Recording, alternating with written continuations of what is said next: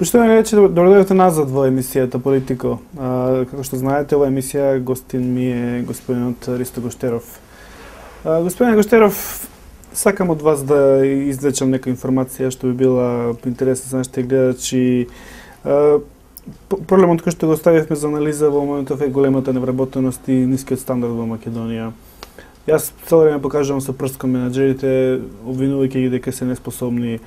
Вие сте од најуспешните менаџери, тука ви помогна вашето искуство што имавте во Технометал, бевте цело време одговорен за како представник на Технометал, претпоставувам за надвор и ги знаете јазиците, знаете да комуницирате, но дали нашите менаџери се некомпатибилни со овој глобален пазар, дали треба да чекаме промена, да дојдат нивните синови па да ги повлечат тие компании напред, каде што знаат јазици, знаат интернет, размислуваат малку посовремено, знаат што е маркетинг, знаат што е брендирање и така натаму. Па видите што, евидентно е дека нова генерација надоаѓа и дека они поуспешно ќе се борат во глобалната конкуренција сигурно од своите претходници, односно од своите татковци или браќа во нивните приватни компании. Основна работа зошто Македонија е во рангирањето на врвот меѓу најсиромашните земји во Европа, тука не треба многу да се елаборира и да се филозофира. За целиот транзицијски период во Република Македонија, без да се обвинува една, друга или трета влада, не се најдоа здрави луѓе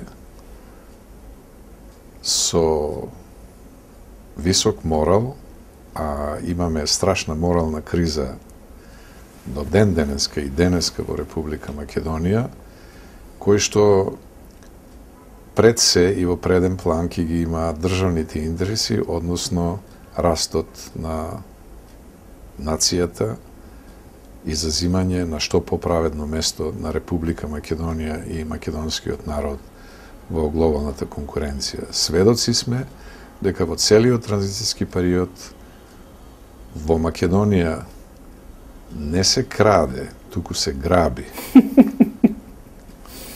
И тоа е една од главните причини во нашиот застој во економскиот развој и што се наоѓаме полека на дното.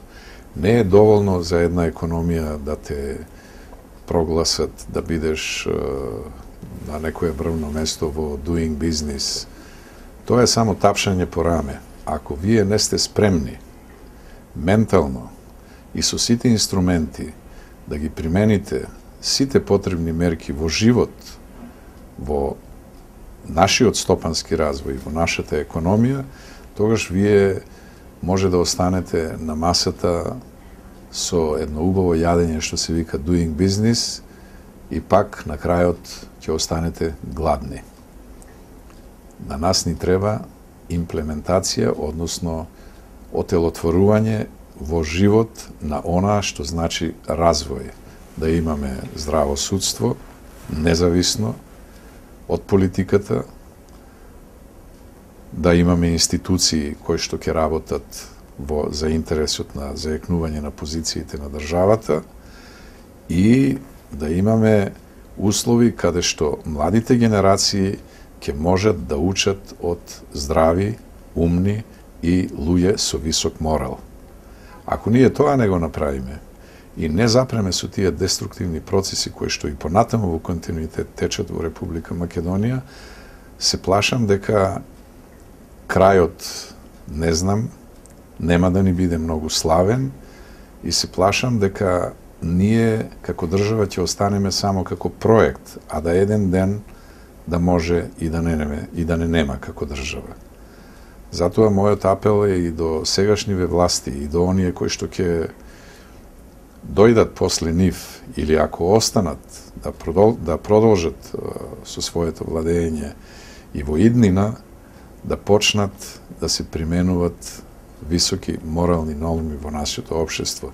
Тоа е она што отсуствува и кај младите луѓе на кои што им даваме многу лош пример како треба да се однесуваат во заштитата на државните и националните интереси. Вие сте многу познат на бизнис заедницата. Помогнавте да дојде Johnson Controls во Македонија. Дали е точно нагласина кој што ја слушам меѓу новинарите, тоа е дека во Македонија од секогаш од 90-тите па наваму сите потенцијални инвеститори биле рекетирани? Па не би можел да кажам, бидејќи не сум учествувал во тие процеси, јас единствено може да кажам дека во процесот на лобирањето, во процесот на потпишувањето на сите потребни документи од меморандумот за разбирање до потпишувањето на оној договор со Johnson Controls за изграда на првиот капацитет, немало место за такво нешто. И на некој начин, и ако и оле имало одредени желби да се направи такво нешто, јас мислам дека самиот не би дозволил да дојде до Македонија, такво нешто, кое што вие го спомнавте. Македонија како земја има голем проблем со инвестициите и е приморана да дава огромни бенефиции на потенцијалните инвеститори.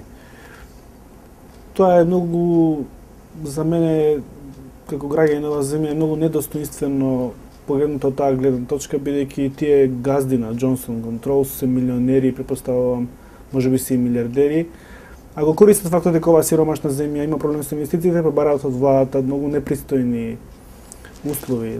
Дури мислам дека нашата влада плаќа дел од платите на вработените во Johnson Controls. Видите што, Johnson Controls е приватна компанија, меѓутоа таму газди нема. Газди се акционерите. Акционери се на стотици илјади кои што ги купуваат акциите на слободниот пазар на Wall Street, каде што имате индивидуални инвеститори и одредени фондови, односно институционални инвеститори. Така да тука нема кој да се богати. Ако фирмата работи добро, сите акционери ги уживат благодетите од таа успешна работа на компанијата. Што се однесува до Македонија, за да се потегне во развојот, ние моравме да почнеме, а сега и мораме тоа да го правиме, да привлечеме што поголем број на странски компании, на кои што државата ќе им обезбеди одредени бенефити. Дали тоа ќе биде преку стимулации во пореската политика, во даночната политика. Тоа е на штета на народот и на буџетот. Не е на штета на народот, не е на штета на буџетот. Со доаѓањето на големите глобални компании имате подигање на технолошкиот развој на државата, инвентивноста кај луѓето, образување на кадри кои што утре други ден лесно ќе може да се продадат, да ја продадат својата работна рака, и што е најважно,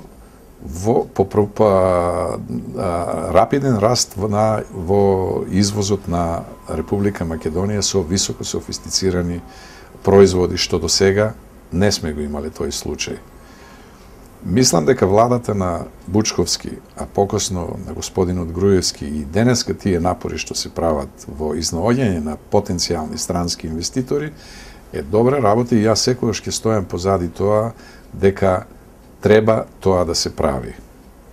Дали е од тој аспект и добра идејата за Инвест ин Македонија што ја прави владата кога оди на они родшоу, ја представува државата? Има дури, мислам дека имаше и представници во сите држави кои што требаше да бараат инвеститори, па беа за тоа поттикнати. Дали беше тоа добра идеја? Видите што, идејата е добра, само не стилот во кој таа се реализира. Идејата е добра. Зошто